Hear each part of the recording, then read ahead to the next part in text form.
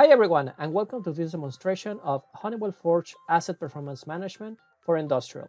In this demonstration, we will focus on some of the new features we have included in the solution for operations and maintenance teams to quickly visualize the status of assets and seamlessly interact with machine learning models to conduct root cause analysis without having to become experts in data science. We will start with the Enterprise Overview Dashboard. In this dashboard, I can visualize at a high level the assets that are part of this site and their priority. I get a summary of the total faults these assets have presented historically and are classified as catches, which are faults that have been verified and corrected, false positives, which are false alarms, and finally, open events, which are alarms that have not been addressed at this moment. I also get an overview of the cases related to the assets of the plant. These cases are work orders that have been submitted to enterprise systems like SAP, and here I can see their current status. Finally, I get a financial estimation of the savings achieved that are attributed to all those catches. This is calculated based on the type of potential failures caught, considering their type and criticality of the assets. Now, to further help reliability engineers with root cause analysis, we also provide a new dashboard to help them interact with machine learning models, the Predictive Monitoring Dashboard. In this dashboard, users can take a look at the outputs of machine learning models in an intuitive environment to investigate potential failures productively. This dashboard will help us conduct root cause analysis with machine learning without having to be a seasoned data scientist.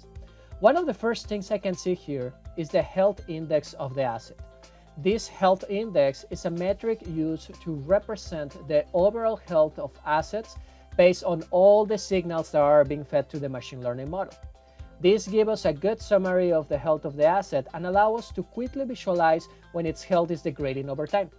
When this happens, it is indicating that there is an ongoing event that is causing the equipment to drift from normal behaviors. To further help with this analysis, we have a visualization of the main variables or features that are driving such behaviors. This is a prioritized list of variables that is already giving me more insights into the actual source of the problem. I can pick some of the main contributors here and plot their historical trends.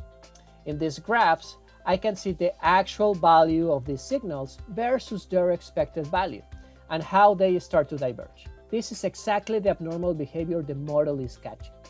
One important aspect of machine learning models is that they can catch never before seen behaviors or operating modes. I can classify new behaviors and feed them back to the model for it to become smarter over time through retraining sessions. So here, as a subject matter expert, I can label this new identified behavior and retrain the model so it can be considered in the future for this asset and other similar assets. This is effectively keeping the model fresh by continuously ingesting new knowledge provided by the user, all with a single click without having to create code or involve the data science team.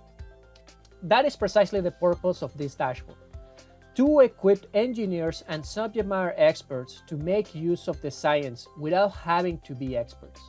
We just show how to label new scenarios and retrain an existing model, but users can actually import a new model template based on existing models that they may already have. This is done in the Bring Your Own Machine Learning dashboard, where I can import a custom Python script that contains the definition of a model template. In this dashboard, I can bring into the solution templates of existing models and use them with the data that Honeywell Forge Asset Performance Management for Industrial has already aggregated. This adds the flexibility to incorporate new algorithms and make them available to users to create new models effortlessly through intuitive guided workflows. For that, I will go to the Model Configuration dashboard where I can load my new template and add it to an existing project. My first step is to select the signals I want to include in the model. If I want to add new signals, here I can pick the data from data sources already pre-configured in the solution. Once I have added a signal, the solution already provides some recommended parameters for the pre-processing of this data. This can be modified on a per signal basis. And I can see a comparison between the raw data and the clean data already using the prescribed pre-processing methods. My next step is to actually train the model. Here I need to select if the training session I'm building has to do with an operational mode. That could be, for instance, when an equipment is running or ramping up, or if it's related to a conditional mode. For instance, a new failure mode. From here, I can go ahead and train my model. And once it is done, I can test it for validation. As you can see, with these capabilities, we are equipping subject matter experts to effectively use machine learning models in the root cause analysis of issues. But also, we are allowing them to interact with these models to easily include new knowledge and keep them up to date. We are also enabling organizations with data scientists to include their own models and make them available to engineering teams for them to use and be self-sufficient. This is effectively providing a single collaboration platform for all these teams, realizing the vision of engineers to become citizen users of data science tools applied to asset performance management. With that, we have reached the end of the demonstration. Thank you.